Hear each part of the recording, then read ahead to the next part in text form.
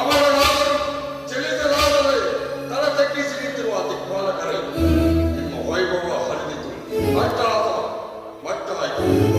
ಚಿಂತಿಸಬೇಡಿ, ಲೋಕವನ್ನು ಆಳುವ ಈ ಲೋಕೇಶ್ವರ ನಿಮ್ಮನ್ನು ಅನಾಥರಾಗಿ ಮಾಡುವುದಿಲ್ಲ. ಅದಕ್ಕಾಗಿ ಬೇರೆ ಬೇರೆ ವೇದನೆಗಳು ಸಿದ್ಧವಾಗಿರುವುದು.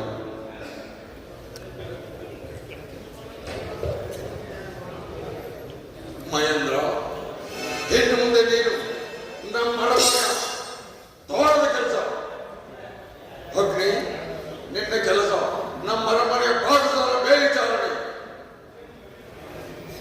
ವಾಯು ನಾವು ನಿಂತಲ್ಲಿ, ಕುಂತಲ್ಲಿ, ಮಲಗಿದಲ್ಲಿ ಇಷ್ಟವಾದ ಗಾಳಿ ಬೀಸುತ್ತಿರಬೇಕು. ವರ್ಣ, ಪ್ರಾತಃ ಕಾಲದಲ್ಲಿ ಬಂದು ನೀನು ನಮ್ಮ ಬಾಲ ತೊಳೆಯಬೇಕು. ಯಮಧರ್ಮ, ನಾವೇ ನಿಮಗೆ ಮೃತ್ಯು ಆಗುತ್ತೇವೆ. ಚಿಂತಿಸಬೇಡ, ನಮ್ಮ ಅರಮನೆಯ ಘೋರದ ಕೆಲಸ ನಿನಗೆ ಬೇಸರವಾಗಿದೆ. ಓನಂದ್ರೆ ಒಳ್ಳೆ ಕೆಲಸ ಮಾಡ.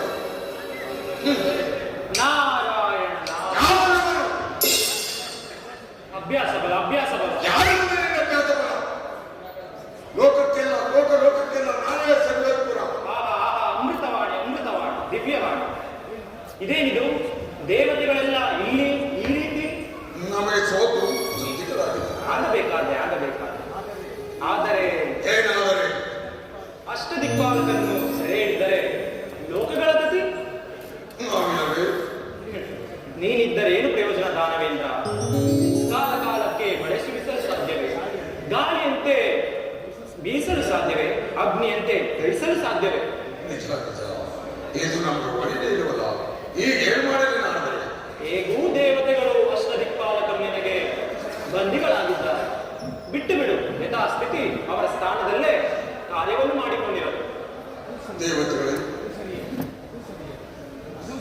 ಅದು ಸರಿ. ನಿಮ್ಮ ಯಜ್ಞ ಭಾಗಗಳೆಲ್ಲ ಸೈನಾಪತಿ ಇವರನ್ನು ಬಿಡುಗಡೆ ಮಾಡಿಬಿಡು. ಏನಾದರೂ ಇದರಲ್ಲಿ ನಿನ್ನ ಕುತಂತ್ರವೇನಾದರೂ ಏಕಿರಬಾರದು. ಎಷ್ಟೇ ಆಗಲಿ ದೇವತಾ ಪಕ್ಷಪಾತಿಯಲ್ಲಿ ಅದು ಆಗ ಯಾರು ಪದವಿಯಲ್ಲಿರುತ್ತಾರೋ ಅವರ ಪಕ್ಷಪಾತಿ ನಾರದ. ಅದು ಬದುಕುವರ ಲಕ್ಷಣ. ದೇವತೆಗಳು ಯಜ್ಞ ಭಾಗವೆಲ್ಲ ನಮಗೆ ಸೇರಬೇಕು. ಒಪ್ಪಿಕೊಳ್ಳಿ. ಆಗಲಿ. ನಮ್ಮ ಆಜ್ಞೆಯನ್ನು ಶಿರಸಾವಹಿಸಬೇಕು. ಆಗಲು ಇದೆಲ್ಲ ಹೇಳಿದ್ದು ಅವರಿಗೆ ನಿಮಗೆ ಆಗಲಿ.